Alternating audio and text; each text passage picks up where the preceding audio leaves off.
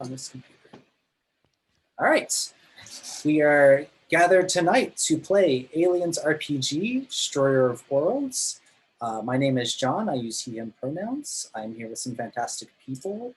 This is a game that was organized through the Gauntlet RPG community. If you are interested in playing indie, narrative, even sort of trad adjacent games like Alien RPG, you can come check us out. It's a great community. Also does a lot in terms of publishing. They publish Brindlewood Bay, the upcoming trophy game, parts of Berlin. So just Google or search engine Gauntlet RPG. You should be able to find us. Real quickly for the recording, why don't we go around and give your name, your pronouns, and your character that you'll be playing, and what pronouns your character uses. So Matthew and / Mason, why don't you start us off?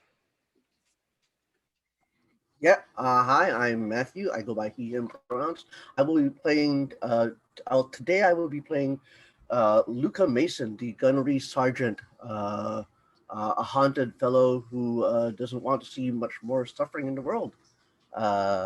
Luca, I guess, goes by she, her pronouns. I don't really know what the Luca name is, like gender-wise, but picture identifies her, I guess.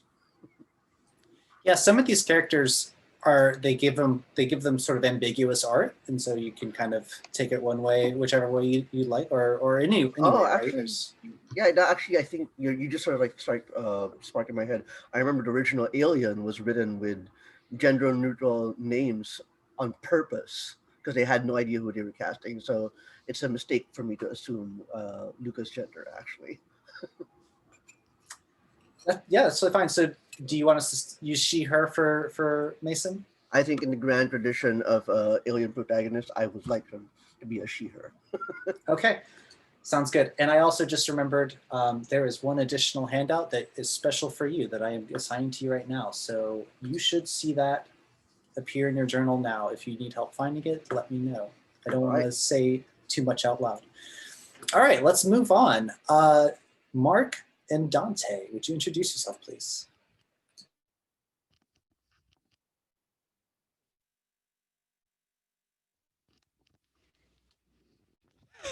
Sorry, I'm Mark.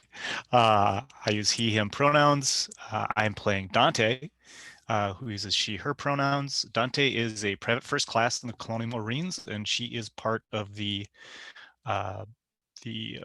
breach, the assault team unit, along with NPC Hammer this evening. Fantastic. And moving on to Jason and Captain Silva.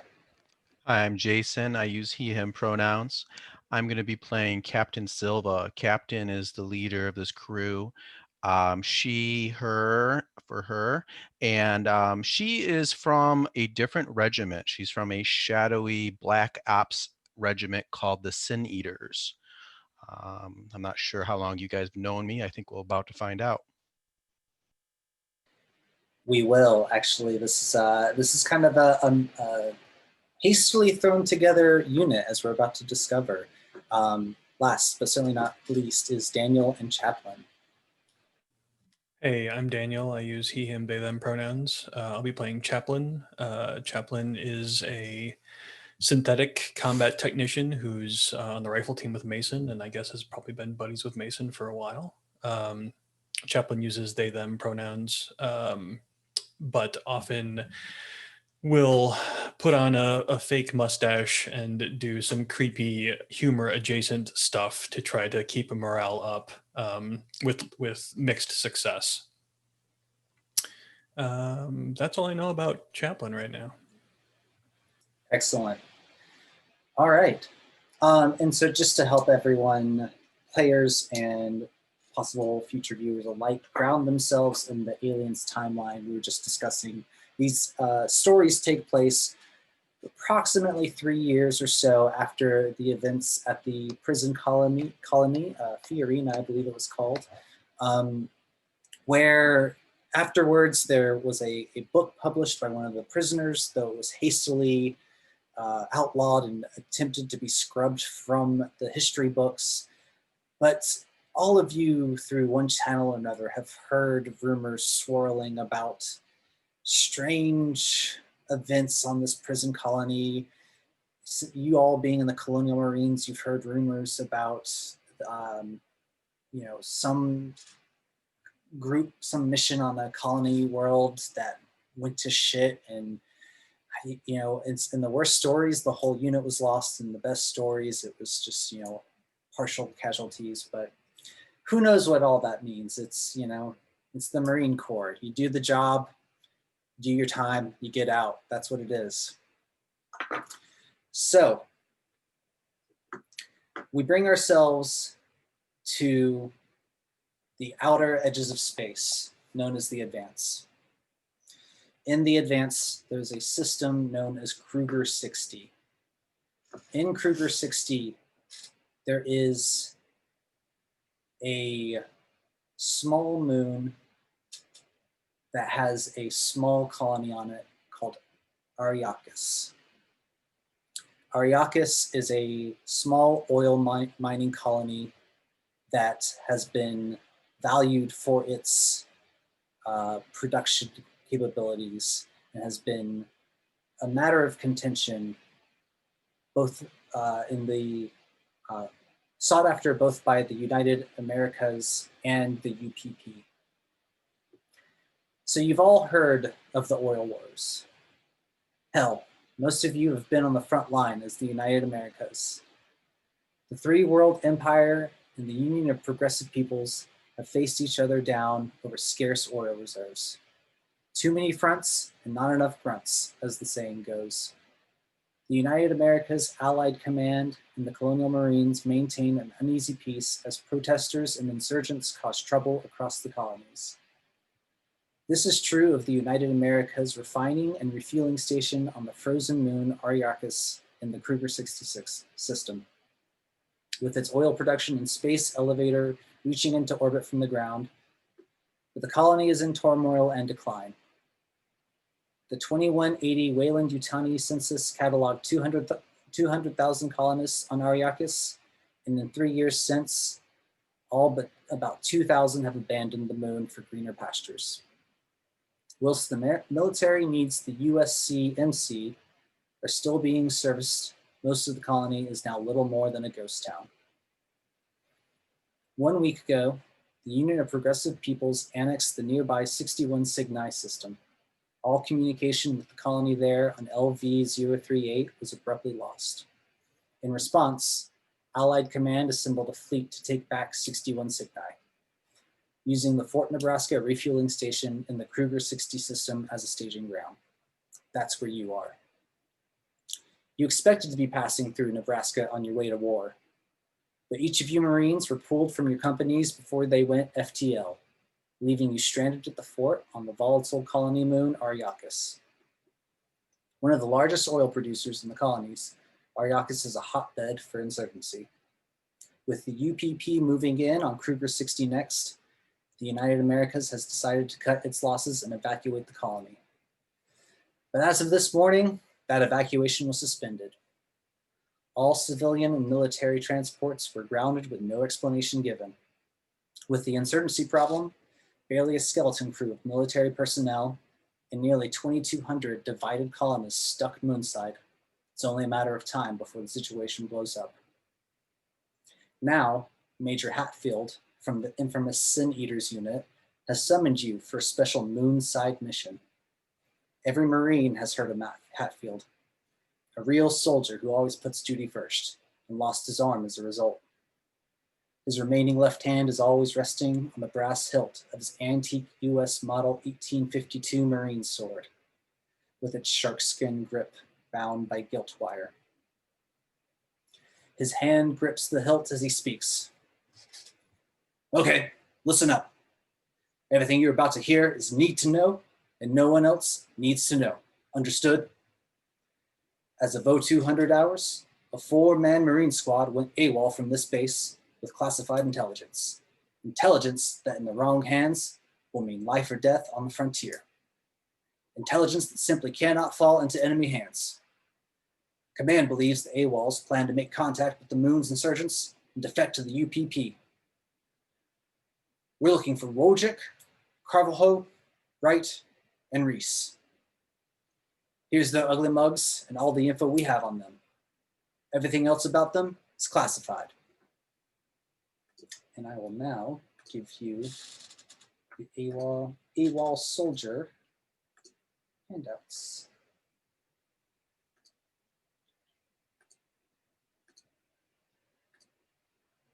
So there's one.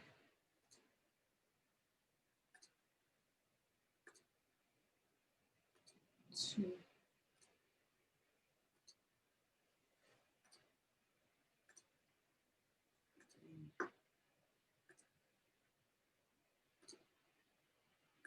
And there's Wojcik.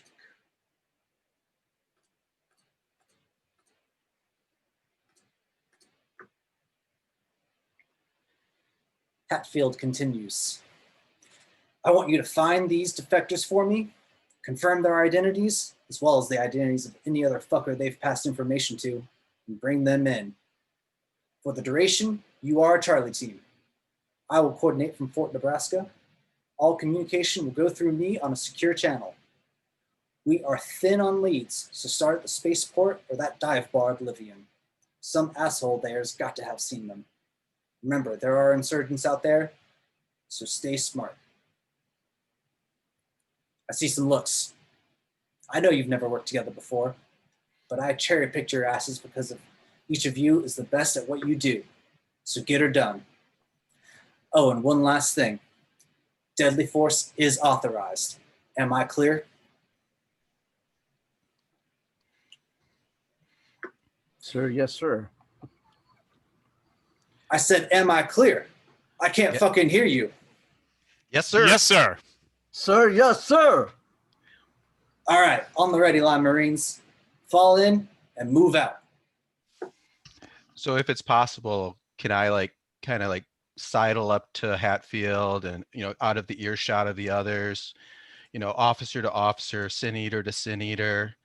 I mean, come on. Let's say his name is Mark. Mark, come on, Mark. What's really going on here? Just you and I. We go way back. You button that shit up, Marine. You know that this is a classified information. I've given you what I can. These four guys, the records are clean. Why would they run? Why they run? Why now? What? You need a mental adjustment. These are traitors. Okay. All right. They've got intelligence. And we've got to make sure that they didn't pass it off to anybody. And if they did, we need those people stopped too. We got any more people thinking about going over to the other side? You think we got other traitors in the ranks? I sure hope not. Not that we know of. We get this done, we're off this moon. But it's from the hands of God, as far as I can tell. We're not going anywhere until we take care of this job. That's why they shut down all of the transports. All the ships are shut down, so these guys can't get off. I didn't say that. Okay. All right. Well, when this is all over, you can buy me a drink and we'll talk about it. He just kind of chuckles, just like, yeah, I'll buy you a drink, that's for sure. You get this done tonight, I'll buy you all the drinks you want. Okay. I'll hold you to that. All right, Marines. We've got spaceport or dive bar. Can we look at the records? So where do these guys have look like they have any contacts at either one of these places? Any leads that suggest one over the other? So let's go ahead and jump over. I'll take you to the full map of Ariarchus. So here you go. Zoom in a bit. So Fort Nebraska, where you are, it's up here, sort of dead center. The spaceport is this all the way down here on the south side. It's actually a pretty wide area if you see, that outer wall that goes with it. And so that is where normally there would be ships coming and going from this colony. Also, you probably heard mention of the space elevator the other way off of here. That is up at Fort Nebraska. So it's this big, huge, long space elevator reaching all the way from the sublevel of Fort Nebraska all the way up to space to a ship in geosynchronous orbit. And then the bar, Oblivion, which is known to be, it's right here, right under District South, known to be, kind of one of the last places inhabited. As mentioned, this was once a colony for 200,000 people. It's now down to the last about 2,200 or so when you count the the military personnel here too. So basically, you're left with the military, anyone too poor to buy their way off of this place, and anyone looking to be an insurgent and be here when shit hits the fan. So. And I will also go ahead and say, so this whole scene is taking place in Fort Nebraska on the first sublevel, the vehicle bay. So picture yourselves in this large vehicle bay. They're packing stuff up, right? They're packing this place up and clearing it out. This is the last job sitting in the way of everyone getting out of here. So it's more or less emptied out. But what you've been lined up beside is this older, kind of beaten up looking APC. I'm going to pull that card right now to the table so y'all can see that. So this is the same APC in Aliens, right? Let's see, that should be good enough. So this is what they've given you for traveling around the colony. Rick with wheels. So I'm thinking, where was the dive bar again, John? Just under District South, just under that O. Right Okay, there. so it's kind of on the way to the spaceport. So let's hit there first. Let's pony up, and we're gonna say it 1,000 different ways. Majewski, you've got the op you're gonna drive for us, and Zimyevsky. Zemyeski. And Look, if you can't say it, just call me Z. I've read your file, but I haven't used your name until now. Settle down, Private. Yeah, so let's pony up and let's get on the road. Keep your eyes open. It might be unfriendlies out there. And Silva, you could see, people starting to, grab their gear and walk onto the APC and get set. So you can see Iona kind of the last to come along and just, a little shaky looking as they pick up their rifle and head for the rear hatch.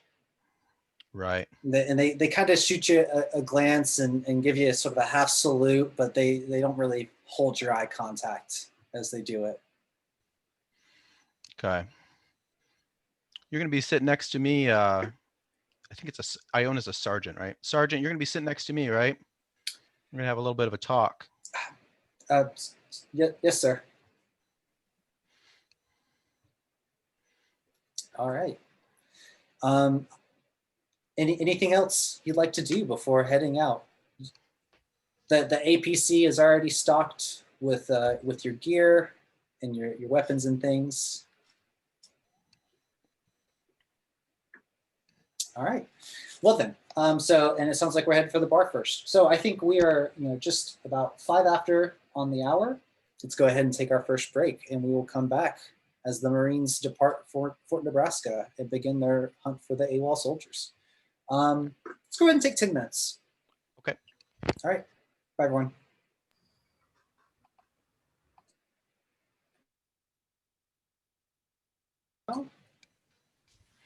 Okay. So the Marines begin filing into the APC. Iona is sitting there. You can see they've stowed their rifle next to the captain's chair in the APC. You start working your way in. Dante, you're working your way in and getting situated, and you know, can feel how uncomfortable this APC is. You can feel like a bit of the pain in your back. What makes this APC so uncomfortable? It's already partially stripped out. In fact, they had to pull it from the boneyard to get it together for just this mission. So it doesn't even have the cushioning that it usually has. It's basically frames and netting to hold you in place. Yeah. So you're sitting on this cold, hard metal. And Ariakis, this is a moon on the outer edges of space, and the the atmosphere processors that were here broke long ago. So you all know you're headed out into a very cold environment out there, and so you can feel that even still on the steel seat, how cold it is when you first sit down, and there's the padding jabbing into you from all angles. And so uh,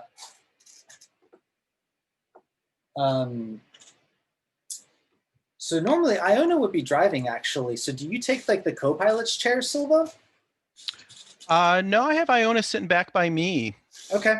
So then Zimyevsky says, I guess he yells at Iona, give me the keys. Looks like I'm driving today. So Iona tosses him the keys.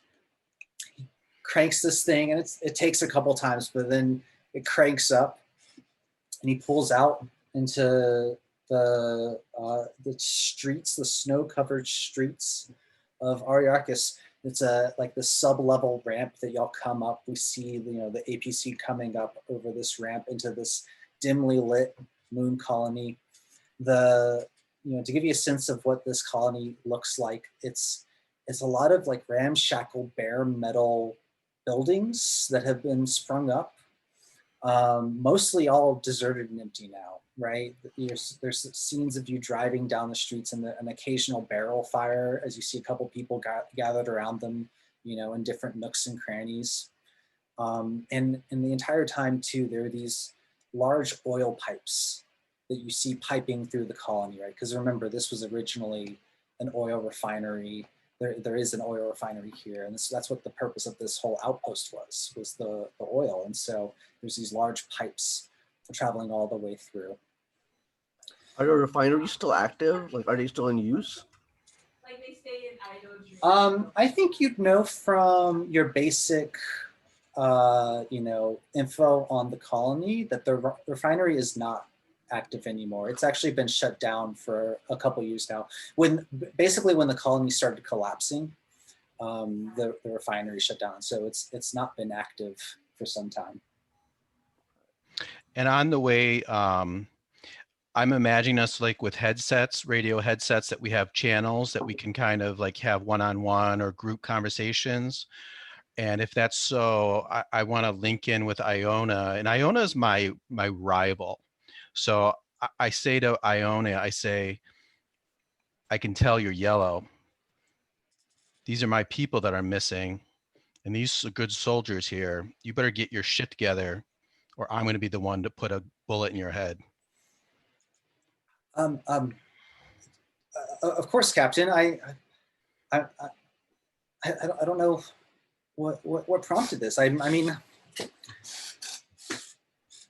this is all kind of new for me. I 10 deep breaths. He starts We'll get through this. Breathing in. Yeah, no. I mean, Hatfield said he pulled us because we're the best at this, right? So he must see something in me. And I'm gonna have Majewski, Zemzajewski, have us stop like a block or two away from the building to drop off people to kind of like sneak in, to cover the back door. So just to put that out there. Yeah, sounds good. Just before we get to that though, so as you're driving and riding along, Mason, you've not slept well the past Well, gosh, how long has it even been now since you've had a solid night's sleep? What's keeping you from having a good night's sleep?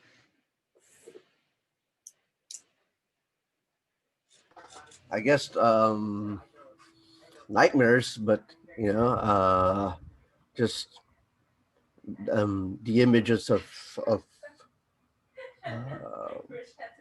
of I'd say the images of people being torn apart, sort of suffering. Maybe uh, I'm not sure exactly what liberty I'm allowed to disclose out of character. So yeah, I mean, there's a bit of a finessing game here, right? This question I'm asking you is definitely like I also did the math, right? everyone else should consider this player knowledge, not character knowledge. Okay, all right. And I'll leave it at your discretion how in detail you want to get. I think what you've already said is pretty good and evocative. I think I'll be a little bit more specific and more purposeful. If we're gonna go like because I love movies like Event Horizon and shit like that, we'll just get flashes, sort of like like the equivalent of a cinematic jump scare, except it's taking place in the character's mind, and just what we see is a soldier just sort of like crawling on their elbows, covered in blood, and the lights are sort of like flashing, indicating sort of like a dark, low light, emergency situation, and that's all we get for now. Yeah, and as you're kind of caught in this daydream, having this flash, you feel a hard elbow in your side. Oh. You're seated beside Hammer.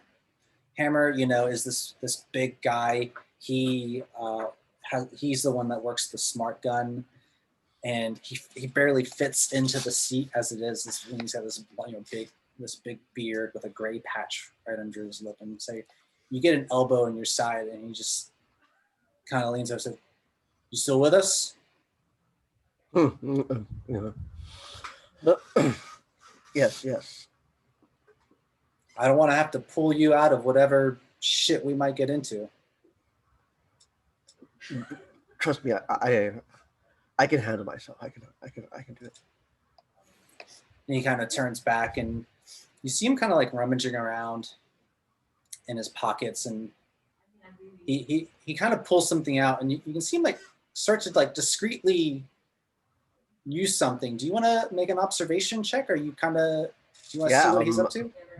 Absolutely. Like the moment he sort of just like gives that energy, I sort of like, as I turn away to catch my breath, I also sort of like side eye him, and I think that's the moment when I'm able to observe the situation. Yeah.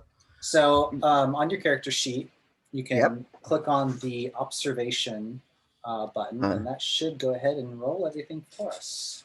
All right, let's do it. No modifiers. Submit. Right? That do it? Correct. Straight roll. Okay. So you can push the roll if you would like. Pushing the roll means that you immediately take one stress, and then you re-roll it with that stress die included. So this is like if you want to push for that success, you can push it and try again. Would you like to push the roll, or do you want to let this ride? I would argue that if the situation is immediately after like a dream like that, then yes, we'll do it with stress. Okay. So go ahead and click the first stress box. And then the first stress box. Where's the stress box? Got it. And I hit observation. Do I add a number of any kind? Nope, because it's going to roll that stress die with it this time. Got it. Okay. So you see it rolled, it's got a yellow die on there. That was your stress die. So you got one success, no face hugger, so nothing bad happens. So you kind of like out of the side of your eye, strain the peripherals, and you get a look. You see him pulling this bottle of a medicine bottle out of his cargo pants, one of his cargo, the pockets in his pants. And you see him just kind of pop the lid, shake a couple of pills out real quick, close it back up, and he just, throws them back into his mouth real fast. And he does it all like very smoothly, where, it's not like the exaggerated, motion. And you hear him, you hear just like a subtle crunch as you hear him bite down on the pills. Yeah. I pretend not to notice, but I definitely take note. Yeah. I think maybe when Mason looks away from that, she's being watched by Chaplin, who noticed Mason was getting a little antsy, just sort of from being around Mason for so long. They kind of have a connection. And Chaplin is wearing his mustache, or their mustache, kind of like a little crooked.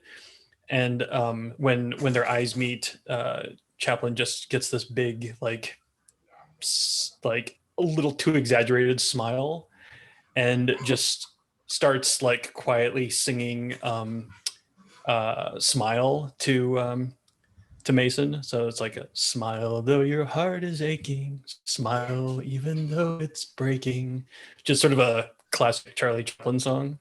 Yeah, Mason's response to that is sort of like first she's startled, like like scared-ish, but also a little bit of kind of like response, you know, in the same kind of I guess emotion you would see someone who expects a jump scare but gets something else altogether. Yeah.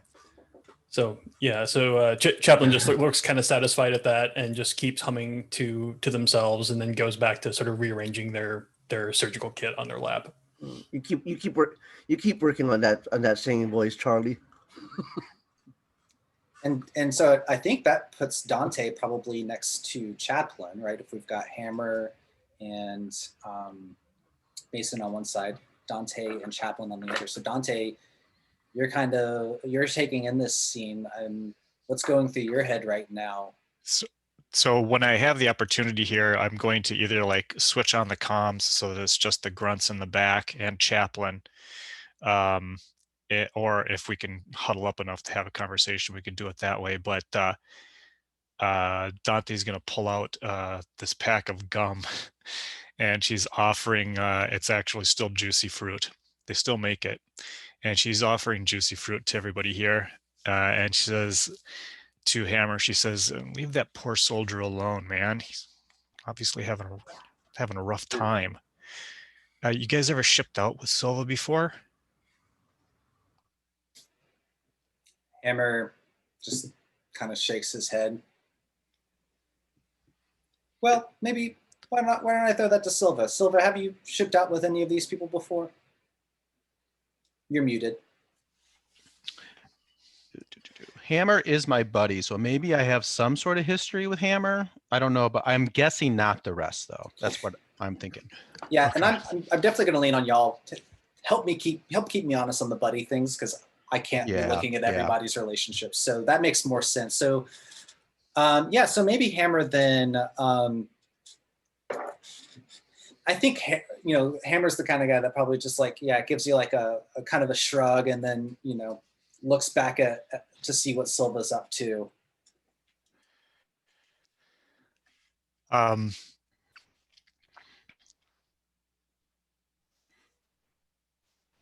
If nobody seems like or answers, I guess Hammer says that maybe he's shipped out with Silva before. Okay. He gives that indication. Yeah. Okay. So I ask Hammer, so is he just going to be a hard ass the whole? I'm sorry, is she going to be a hard ass the whole time out? That hard ass is going to keep you alive. Just do what she says. We'll get this little dog catching mission over with. We'll all get home. All right. I hear you, man. Let's take care of business. This is my last time out. Let's make it count. Oh yeah?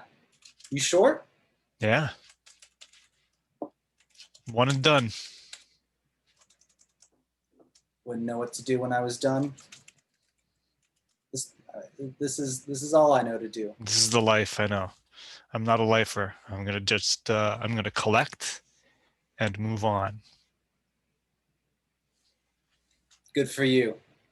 And you see him now like pulling some magazines out, and he's like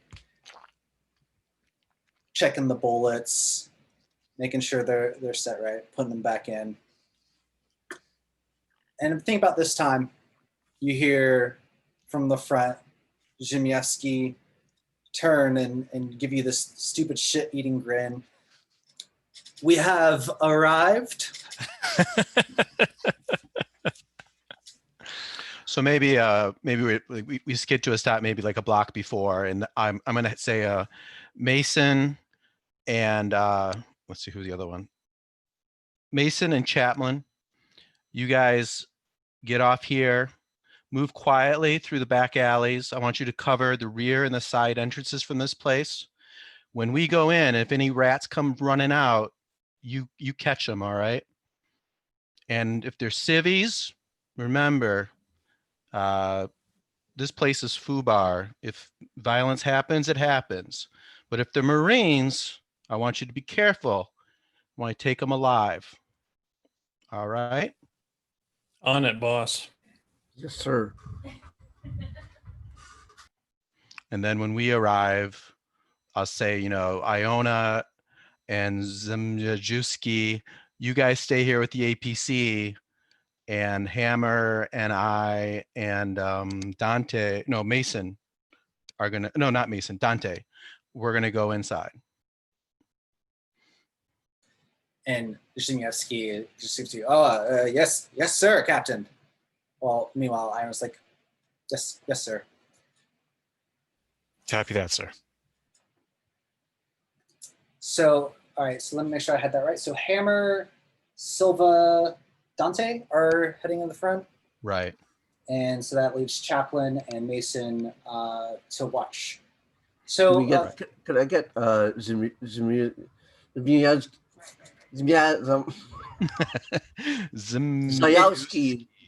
It's Zhimyevsky, asshole. To back us up on the rear. He's driving. You guys are the quietest. You and Chapman should be sufficient. We want to protect the APC and just in case things go south. Do we have Iona to account for as well? Iona's gonna stay with the IPC, man the weaponry. It has like a big like auto cannon or something on it, doesn't it? If I remember correctly. Yeah, it's no offense to Chaplin, but I think it would be appropriate to have another Marine covering our side of the area. Oh, yeah. No offense taken, Mason. Look, he's strong as an ox, follows orders, smart, observant. No offense to the rest of us, but his reactions are twice ours are. He's the best person for the job here, best synthetic for the job. So as you head out,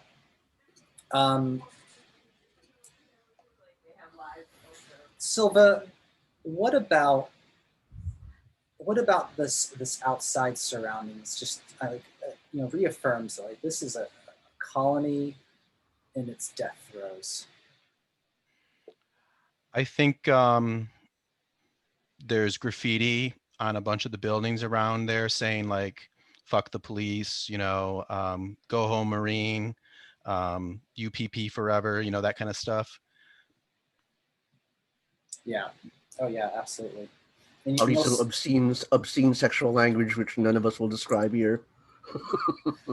You'll also see reference to like the marshals, because that would be the local like police. It would be the colony marshal. So let me go ahead and I'm going to bring you over to the Eye of Oblivion map. Let's go to there. And don't. You'll see some icons there. Don't freak out that like we're not. That's not being attacked. Those are some NPCs. in the bar. But at the moment, y'all are on the outside. And so you start, approaching from, some from the front, some from the rear. By the way, you should have control over your tokens. I think you can drag them out onto the map and it should just work. If it doesn't, I'll tweak it. Not those tokens. Like if you drag your character sheet onto the middle area. I think that works for players. If not, I'll do it. But I'll describe the scene first. So as you start to come up, before you get too close, like you can already hear the music coming out of this place. You hear this steady, synth beat pumping out. You can see occasionally the door swinging open as a patron steps out, and there's all this heat coming out as it the humidity from it comes out and just billows up. And so approaching the rear way is pretty quiet. You're just coming through some alleys, seeing these moon rats with thick fur where they've evolved to live on this frigid moon, scurrying through trash. And then Mason and Silva. Silva, are you probably in the front of that group? The guys going in the front door or the guys going in the back door? The front door. Yeah, I'd be leading the way. As you're getting to that front door, the door opens again, and a drunk person just stumbles out and like half falls into you, and they catch themselves on you, and you can just smell the liquor on them, and they look up and say, "You assholes, what are you doing here?"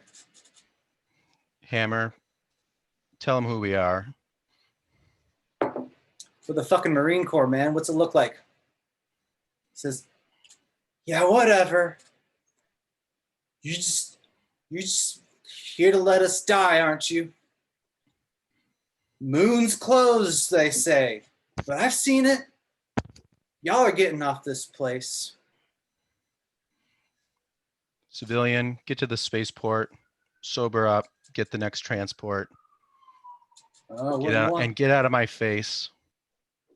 Wouldn't want to get in your way. Excuse me. And he kind of stumbles to the side, and then you hear him yelling and says, "Look, there it goes again." And you see him pointing up at that space elevator, and you can see this small dot of light moving up the space elevator. And he just turns and yells at you. "Doesn't look closed to me, but okay. I'll go." As far as we know, that was supposed to be closed, the space elevator? Oh, Correct. all right. Okay. Correct. As far as you know, there's no on or off of this place right now. I see. But he'll stumble away. He starts, just singing a song and walking down the street. So let's go ahead and bring y'all into the Eye of Oblivion. So let's see. I see a couple of tokens pulled out. I'm going to pull out. Oh, Silver was already out there. I don't recognize these pictures well enough yet. Y'all up there. I didn't know you could do that thing where you just drag the character sheet onto the screen. That's a good quick little trick. You have to set it up to be able to do that. So okay. You have to if you You have to give it a default token. Yeah, you have to, and then it'll work. And Roll20 is like really weird how they want you to do it. You have to click the token, then open the character sheet, and then click set as default token. So you have to have that token selected. All right. And then you can drag the character sheet out, and it'll drop the token. Okay. And then if you want that token controllable, you have to set the settings for that token. Right. So that they can move it. So anyways. So yeah, as y'all enter the Eye of Oblivion, as I said, you can hear the music pumping out of this place. You come in, you can see people drinking all over. There's this long curved bar at the front that's got these, underlit blue lights that people are sitting at and drinking. The tables, some of them have dancers on top of them, moving around and collecting tips and dancing for people. And you definitely get the vibe that like it's an end of the world scenario. So hey, where are you going to be? So Silva, why don't you go ahead and make an observation roll Okay. as you enter the bar? All Am I righty. mistaken, or isn't Chaplin supposed to be with me? Did I get that wrong? I think I did. I have been trying desperately to move my token to no avail. Well, apparently it doesn't work like I hoped it would. Oh, because this one says it doesn't represent a character. Weird. Okay, let me fix that. I'll go ahead and make that roll. Are the other guys looking around too? Do we get the help die? Yeah, you can certainly get help. So I'll say Hammer can help out. Hammer and also Dante's here too? Or is Yep. Dante doing something? Dante, Okay. nope, Dante's with you. Got your eyes looking around? There she is. You bet. Okay. All right.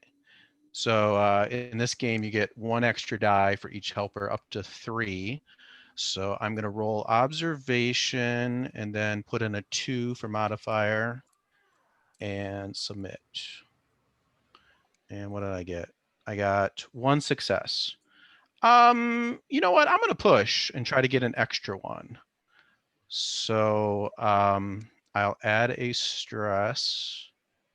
Get my character sheet back open. Add a stress. Now this is the thing in this game. The way this works, you don't roll the die. You already got the success, so I roll all the others. So I want to roll 5 base dice and 1 stress die. And I think if I just click the button, it won't do it right. But I'm going to do that just to see if it works right. Observation +2. Submit. No, it did all the same dice. So I'm going to do it. I'm going to do it rolling the base dice. So I got how many dice? 1 less than I had before, because if we were playing at the table, I'd put that little die to the side. I don't know if you guys following any of this, but Yeah, so you have to roll 5 dice. 5 right? base Not all dice, 6. right? 5 base dice And a stress die. and 1 stress die. Gotcha. But you can't do that all in one roll. You have to roll a stress dice separately. No, yeah, I have to roll them separately. So basically, the Is end that result, a face hugger? I got, no, it's an extra. If you get a crosshair on a stress die, it's another success. Oh, awesome. Okay. Yeah, so I got looks like 3 you got successes total. Yeah. And so, the first success means you succeed. Anything beyond that, you get to do stunts. So you have a choice of your observation stunts, which there is, if you look under skills and stunts, I've taken a clipping of those. Okay. Let's see. So these are all assuming that there's some sort of danger here. So if there is any danger here, let's see. Well, I can, I think some of them could be used. At least the "how do I get in" passed away, because Yeah. I think you can clearly see, right, that there's a back office area behind this bar. There's some back areas, so you could potentially apply that for those areas. So I guess the main question, maybe the success. Tell me if this works for you. The success would be: is there anywhere dangerous? Is there any danger here? And then the stunts would be: how do I get past it? And are there more of them? Like, are there more unfriendlies? Yeah. So, all right. So let's start with the most immediately obvious things. So these, as I mentioned, there's people all over. So it's a crowded space you're looking across, but a couple of characters catch your eye. This one dancer over here on top of this table on the right that I'm pinging, you see this, albino skinned dancer with short blue pixie cut hair. And you can see that she's like repeatedly looking over towards you, noticing y'all walking in. and doesn't look afraid or anything, just taking notice. Then you obviously see the bartender, who is back here behind the bar. She looks to be, servicing various customers, and so, well, she's noteworthy because she looks to be the proprietor of this place. Then you spot over here at one edge of the bar, you spot a ship captain's uniform on someone who's slumped over on the bar. They're into their drink right now. Hard to say more from standing at the door. And then for the stunt, the extra successes, I think what you see is, whoops, that's not what I meant to do. These, you see two figures to the left at a table. And the moment that you walk in, their eyes get a little big and they start whispering to each other. And you see one of them kind of, turn to them, just, kind of like, just, hey, hold on, doing that thing. Does that? Yep. Did I give enough for the successes? Cool. Yeah, that sounds real good. The captain slumped. Is he unconscious, or is he just pretending to be unconscious? I guess maybe that part I didn't catch. It's hard to tell because you see their back to you right now, right? Okay. So you can just see that they're slumped forward onto on this bar or leaning heavily over at the least. But you can see like a captain's, not like a military captain. It's like the space trucker. Space trucker, yeah, uniform, and it's kind of it looks like they've probably unbuttoned their shirt and they're just like leaning on the bar. Okay. But there are other people. This is a busy, smoky, sweaty spot. Right.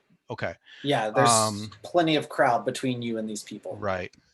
So I'll say over my mic, I'll say, Dante, I want you to keep your eyes on those two characters whispering over there. And I'll kind of give, a little sly hand signal. And Hammer, I want you to keep your eyes on that dancer. They look like they could be trouble. I'm going to go talk to the bartender. You hear Hammer back say, starting to like this job. Watching dancers. So let's before it, Hammer. I think the captain's already had their word. He's already walking off over to that side. Let's jump outside real quick. So Mason and Chaplin, y'all kind of snuck around the back way. You don't see much activity going on back here. Do you have any plans? So you see that there is a rear alley area where there's some garbage that's been set out in the back of the bar. Looks like there's a door that you could enter through. I should say all the doors on the colony, right, are these space doors, right? It's it slides in and it slides out. They've got keypads for locks.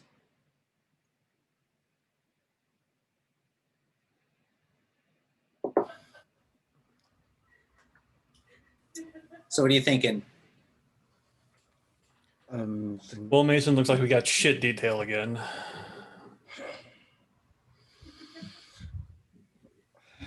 What'd you do to piss off Silva? I have no clue. I have no idea. Look, we have to do a job. We'll cover all the bases. I think Chaplin's gonna walk up to the keypad, or is gonna go test the door, I guess, real quick, just to see if it happens to be open. Yeah, and you go and test it, and it is locked. So I think that they're gonna just go ahead and pop out their I don't know. I'm assuming I have something. Let me check. I mean, Sure, at I've least got we electrical know. tools. Hmm. Yeah, I'm gonna pop up my electrical tools and just sort of like whistle a little tune while I take apart the keypad, Hmm. and I'm gonna try to bypass the door. Yeah, so that's going to be a Comtech roll. Sure. Good thinking. Least we can do is, pop in through the back, cover the door from the inside. I would hate for anyone to hurt themselves trying to get through the door in an emergency. All right, that was a lot of dice and no successes. Would you like to? Oh wait, you can't. I guess you can't push rolls. It's a synthetic, I right? can't. I can't push rolls now. The only Alright. thing I can think of is do the electrical tools give you an extra die on your rolls? Does it say anything about? It probably doesn't say anything there, but I remember yeah, from I just the book. I think it gives Actually, you. I wanted to propose something. Would a door like this? I mean, I might be making up crap. I don't know anything about alien lore or whatever technical stuff, but like, would the door have something that you could? So in case that the door is permanently locked or keypad or whatever, surely there's gotta be a way to open it in case of emergency. Something that probably requires, like a wrench or a tool or whatever, or a key. I don't know. Sort of like door override. I mean, I think certainly, if you took a cutting torch to this thing, right? That's a way that you could brute force your way in from inside. There's probably an emergency thing, but it's definitely right meant to keep people from outside coming in. So But like you left your cutting torch at home, didn't you, Charlie? I never leave home without my cutting torch. Seems a little excessive, maybe, for this circumstance. Oh, does he have a cutting torch? I do. Yeah, I actually have a cutting torch. yeah, I mean, I'll leave it to you if you feel like this is the circumstance to whip out the cutting torch and cut your way in. But at least with the initial checking the lock, it looks like it's you know what? I think actually, so you fail, and I think that's probably a little surprising to you because a rundown colony like this, it's a bar. Like this is a bit heavier grade, equipment than what you would expect. Like that should have popped right open, right? So I think that's what you hit is you find that like, man, this thing's got some like heavy encryption on it, some stronger algorithms that you're not able to just kind of do the simple thing and pop it open. So maybe there's something more to this bar than meets the eye. Right. Yeah. Out of character, I do Mason, concur. I think there's something here that someone doesn't want us to find.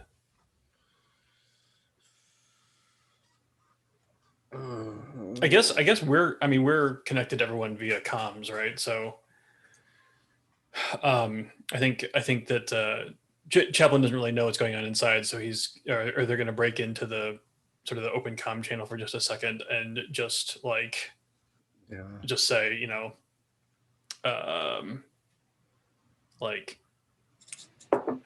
the back door is locked, heavy encryption seems suspicious. Yeah. Cut it down. This place is going to be empty in a week. Who cares? Could you repeat? Cut it down? Yeah, cut it open. Get in however you can. Will do. All right. So I guess Chaplin's going Mission to whip out the granted. cutting torch. Okay, I think with using the cutting torch, it's not a roll to just do it. Like I think you're just going to be able to do that. It's a roll if you maybe want to try and do it in a fast manner. What if I want to do it sort of surreptitiously?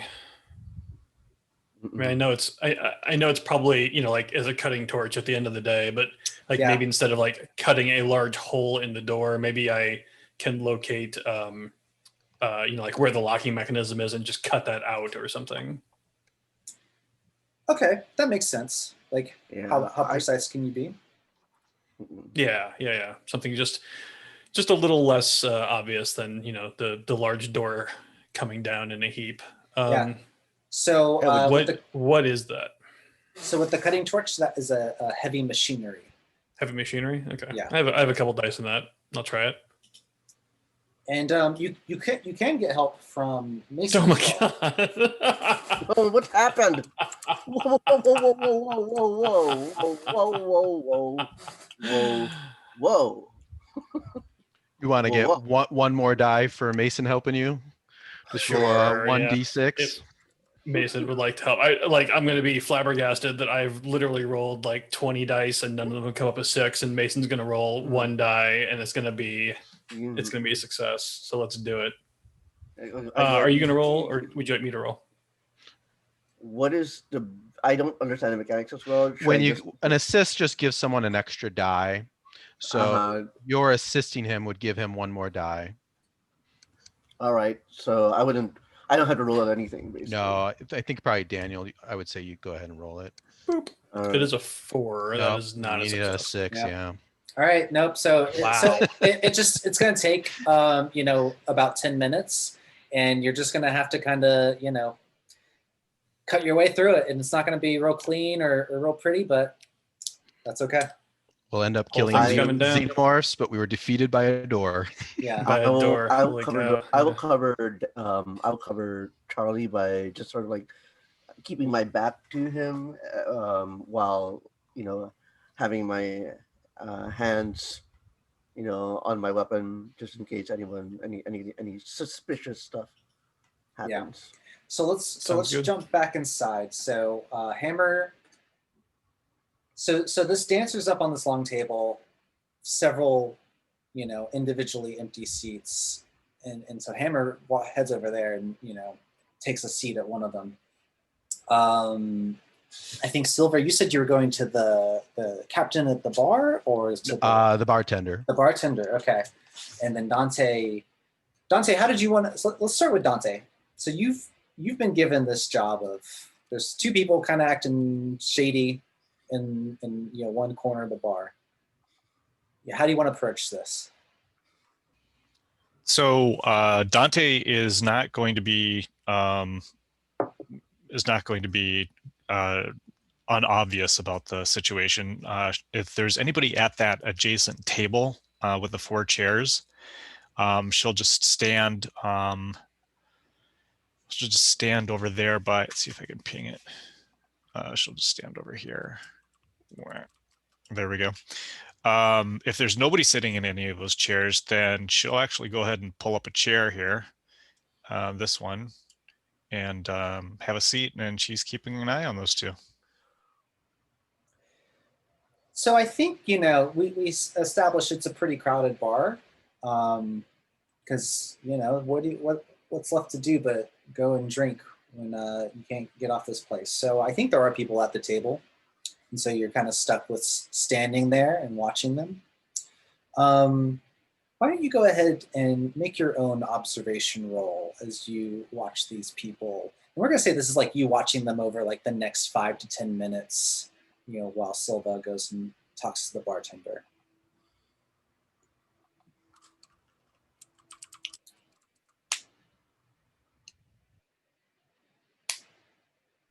Okay, I'm sorry. I just clicked the word observation on the character sheet, right? That's right. And when it pops for modifiers, just leave that at 0. Modifiers are for if something is like especially easy or difficult, we might apply a -1 or a +1 or as appropriate.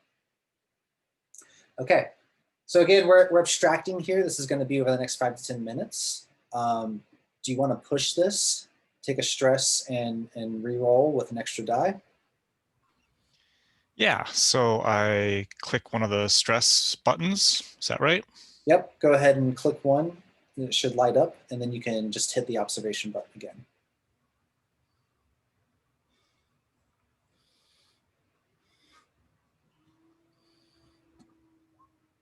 Okay. So I'm going to keep you in suspense on your success, but we're going to take note of it, and we'll come back to that. Silva, you head up to the bar. There's patrons spaced out at different points. the bartender, sees you approaching, right, and gives you these looks as you're walking up, and it's this woman with porcelain-like features, almost like a perfectly symmetrical face, sharp chin, very thin and tall, serving these people. And she can see you're walking up to talk to her. So she heads over, looks at you and says, what's your drink? I'll reach up into like the headband around my helmet, and I'll pull out my cigarettes, and I'll pull out a cigarette. And I say, you got a light? Sure. Pulls a pack of matches from one side and throws them onto the bar. Thanks. Look, I'm looking for 4 Marines. They've got a patch just like this one, and I'll show like the regiment patch that I have on the shoulder of my uniform. Names Wojcik. I'll read them off. I forget all of them. You seen them any in the last? How long has it been now, again, John? Like 10 hours or something, or how long have they been disappeared? I think that's about right. I'm not even sure it makes it completely clear, but it's Okay. Pretty short time frame. They come through here. You heard anything about them? Go ahead and make a manipulate roll. All right. I'm good at that. All right, here we go. So manipulation. Submit. I got 1 success. I'm going to push that also. Okay. So I'm going to add a stress. So I want to roll 1, 2, 3, 4, 5 base dice and 2 stress dice. 5.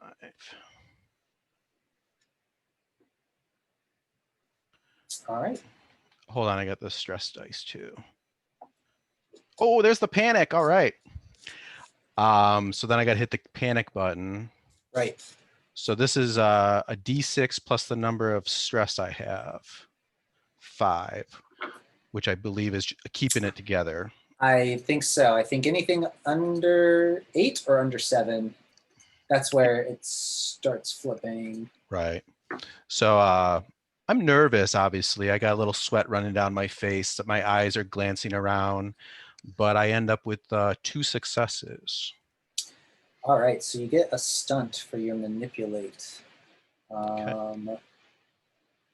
Let's see those options.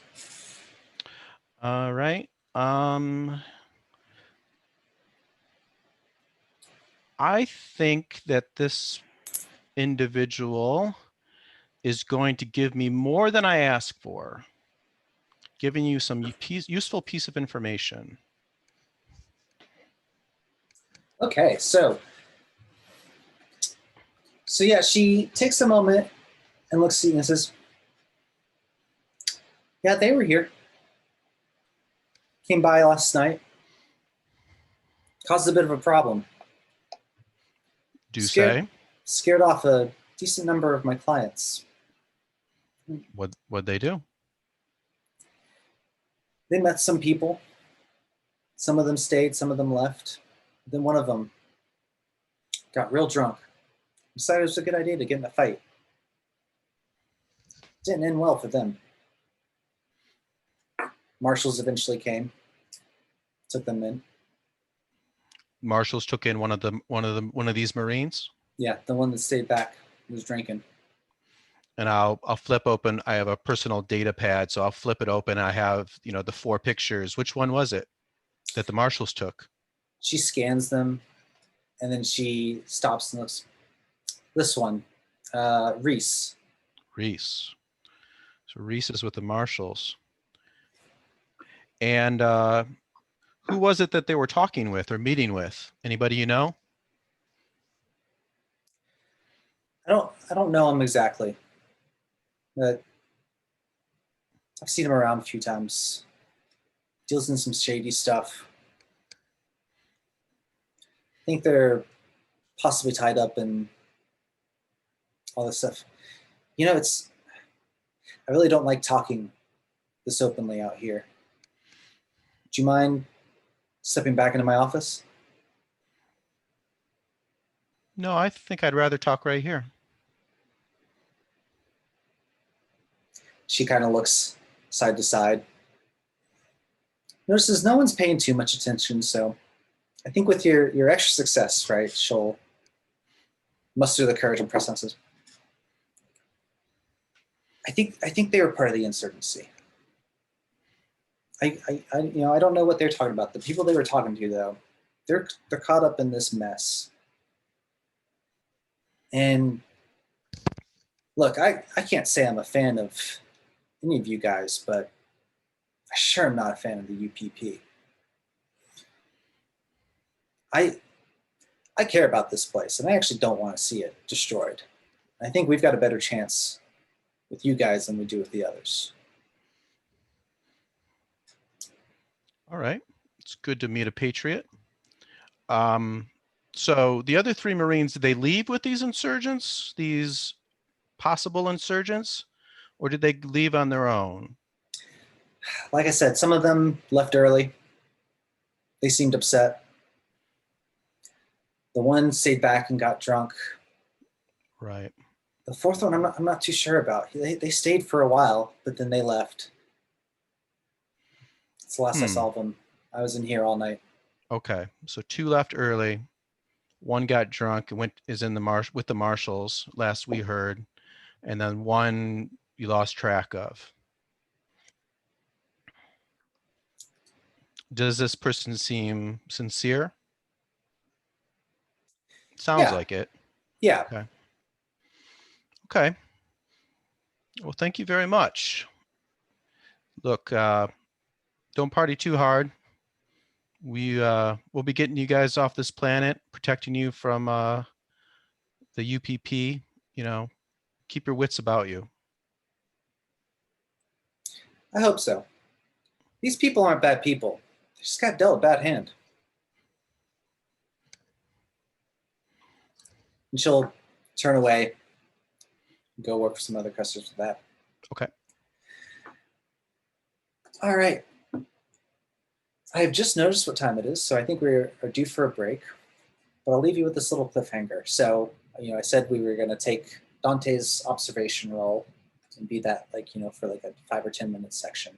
So Dante, you're hanging out and you're watching these two. And you see that they start getting squirmier and squirmier. And they go to stand up. And you can see one of them is sliding a device back into a pocket. And they are going to start moving along that north wall towards the exit. What do you do? I'm going to keep an eye on them as they're moving toward the exit, but then I will step in front of them when they get close to the exit. Okay. And just as you go to step in front of them, the one lashes out, pushes at you to try and push you away as they break for the door. And I think we'll pause there. Let's take a 5-minute break this time. So be back in 5. We'll pick back up and see what these two are up to. All right. Back up. Okay, so Dante, we left off with these 2 individuals you've been watching. You saw one of them, kind of slide some sort of device back into their pocket, and they stood up to try and exit the bar. And then as you stepped in their way, the front one lashes out, trying to shove you out of the way. So this is a technically a close combat attack on their part. For the most part, I'm gonna try and fudge initiative until it's really necessary, just to keep from slowing down. So I'll go ahead and make their close combat roll.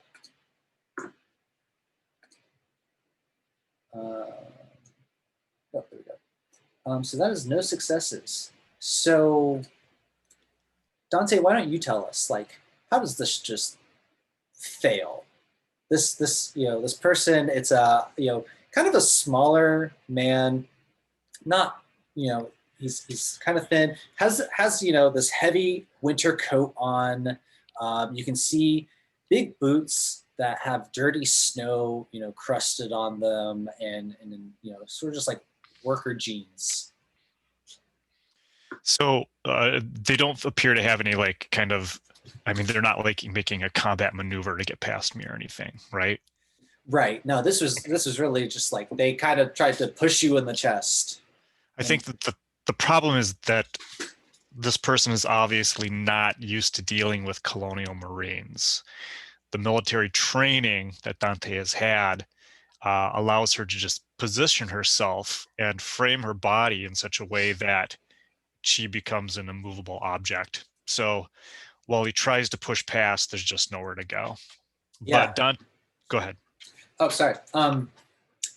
And the one thing I think that does happen though is like, so yeah, you position yourself, right? You get a wide stance, like just instinctually, you set that base, and so you budge a little because you're not a steel rod, and as you budge, you feel this like tiny twinge in your back, and then just enough like a little tweak, but then you get like a little bit of like bile that comes up just in the base of your throat, but that subsides real quickly, and you recover, no problem. So like, what do you do now?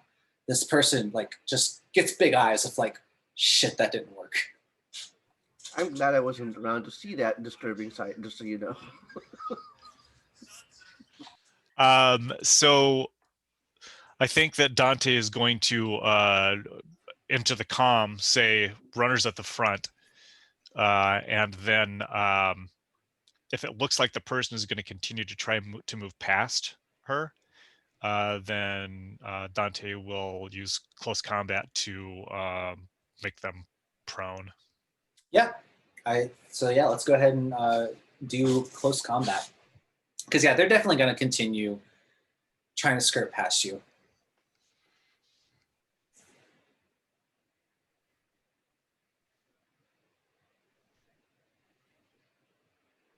Oh boy. Would you like to push it?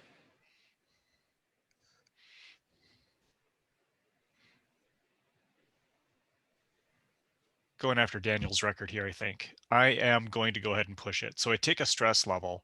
Yep. Now, in taking a stress level, I do have I have something that you know about this. That's right. Yes. Talent? No, this is a Dante special. Oh, okay. So Dante, you can go ahead and take your stress level. I say let's go ahead and do. Well, no, we need to do this first. So roll a d6. Okay, roll on a d6. So 1d6, roll button. Okay. Whew. So nothing happens this time. All right. Okay. Mysterious. I know. We'll see. We'll see if it comes up. Oh, I love it. Okay, so all right. So So now you can add the second stress level and then re-roll everything. Got it. And so it's just another close combat. Okay. Right. Yeah. Okay. Something. Yeah. So that's a success. I believe, because I think like pushing someone prone is technically a stunt, right? But I am kind of inclined to say, like, since that was your goal setting out, that you're just able to do that. Okay. Rather than saying, that you hit them or whatever. So Okay. I think you're able to get your hands around this first one, right? And maybe you don't get them fully down on the ground. You get them pinned up against the wall, right? As they're That'd trying be to great. like skirt by. And then the second one, they start, whoa. Hey, he didn't mean it. He's just freaking out. Come on, man, be cool. I say, okay, what's the problem, citizen? He's just squirrely, But Marines coming in here causing all sorts of problems. You can't blame a guy for being a little squirrely, right? Look, we're just on our way out. Can you just let us out? So which one of these had placed or shoved the device into their pocket? Let's say the one that you've got pinned. Okay. I'm going to, the one who's talking to me, I'm going to say, what's he got in his pocket?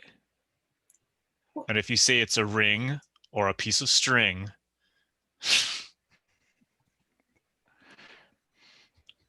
just kidding. Oh, okay. I see what you're Little- saying. little hobbit? That took me a Sorry, moment. Yeah. I think let's do a manipulate roll. Oh, And I think I'm gonna give you a +1 on this one. is there anything that's more like intimidate, or is it just manipulate? It's all manipulate. Yeah. Okay. So I get a modifier of a +1. So just put a numeral 1 under the modifier. Yes. Modifier hit add in a 1.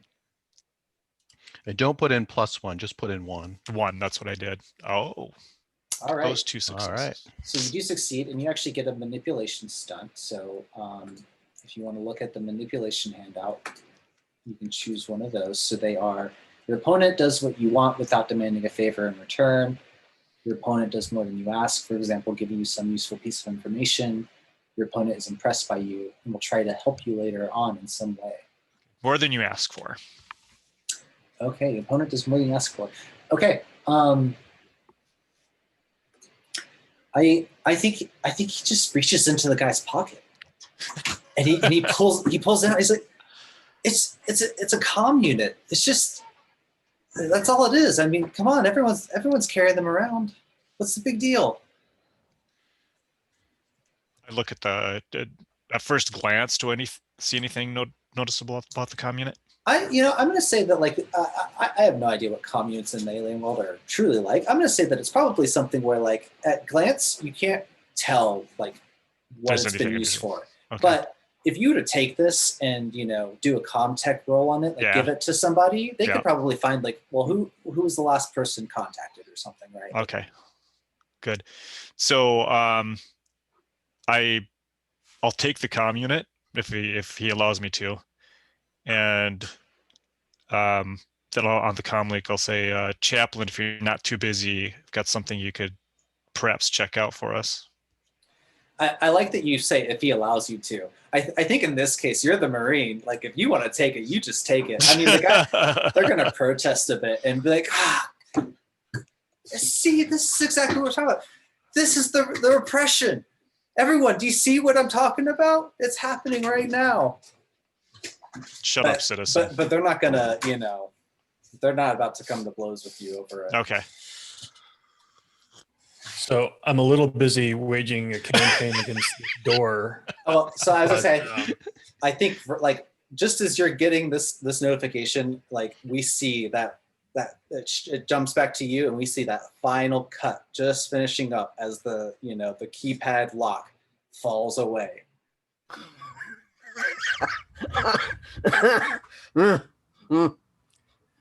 yeah, so I guess we'll come in. Seems reasonable. All right. So yeah, heading inside the back area, you enter into some back storage area. There's basic shelving with kegs of beer and liquor bottles and things in there. But you pretty quickly, right, like, can see down the hallway, and you can see there's the office, right? That's got to be the office, and that door's open. Okay. Hey Mason, sounds like they need me up there. Do you want to clear this back area? Yeah, I'll take point and clear out a path. Okay. So check the sides and everything. Yeah, and I mean, this place is quiet. You can hear the pounding music, coming from the front of the bar, but the door is shut leading that way, and so it's kind of muffled back here. So Chaplain, it sounds like you're heading out, and you're heading around to the front. Yeah. And so Mason. Yeah, I mean, I guess I could be going through the back to the front. Yeah. So you could do that. You're going to exit. I think it's reasonable that you would realize, like, if you try to just walk out this way, you're going to end up coming out behind the bar. I'm okay with it. Okay. If that's what you want to do. I mean, we're just trying to close the spaces in. You know what I mean? Sure. So I'll say first, Mason, that you had to, Chaplain, if you want to cut to the office too, it looks like there's actually a door there. But you head into the office. The office is a small room. It's dingy, but it's got a large desk and 2 chairs, and you can see these video screens with rotating camera feeds covering all the areas of Oblivion. So you can see your compatriots out on the floor with this. Can we look at the security feed and everything? Yes, so you can make an observation roll if you want to like quickly wind through footage.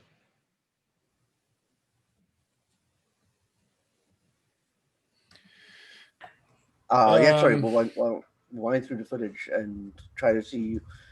Okay, I'll be clear about my intent. What I really want to know is if there's anyone else hidden in the bar, in the entire building. Gotcha. No strays, no nothing. Gotcha.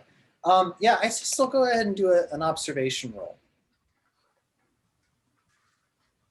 And so I think Mason's doing that. And Chaplain, sounds like you're just heading through. Yeah, I was summoned by my human superiors. So yeah, I think I'll head on up. So as you exit out of the office, appearing behind the bar, you see this woman tending bar. How do you immediately recognize that she's a synthetic? Oh yay! Oh, I think she has unrepaired damage on one of her legs, or patchily repaired damage on one of her legs, and it's hidden by the bar from the front, but it's very visible from the back. I love that. So yes, she has some damage to a leg, and I mean, I don't think you're going to be able to just walk out without her realizing. Oh, I'm not super worried if she realizes. So, like, I'm not making any efforts to not be seen. But I think like, as soon as she does notice me, or as soon as anyone does notice me, I'm gonna sort of like pat myself and reach into my pocket and pull out my trusty human interaction chaplain mustache and sort of like slap it, sort of like, half-heartedly on my face and smile. And Mason, wait, am I looking at the wrong one? Yeah, okay, there it is. I see that observation roll. I'm going to come back to that in one moment. So Chaplain, you do that, and this woman at the bar, the one that's been slumped over, she raises her head and sees you and just starts pointing and laughing. And then the bartender like quickly snaps and comes walking in. He's, "What are you doing? What are you doing back here?" Sorry, ma'am. I'm with them. Yep, they're with me. And she's got this kind of bewildered look. And about the same time, Mason, this is when you're looking at the security feeds outside, and you see two people rounding an outside wall. This northwest wall up here. And you can see that they've got guns. They've got some rifles pulled. And they're working their way slowly around the corner. It looks like they're working their way towards the entrance. Possibly, you see them like reach the edge and kind of peer around and stop. And they're standing there watching.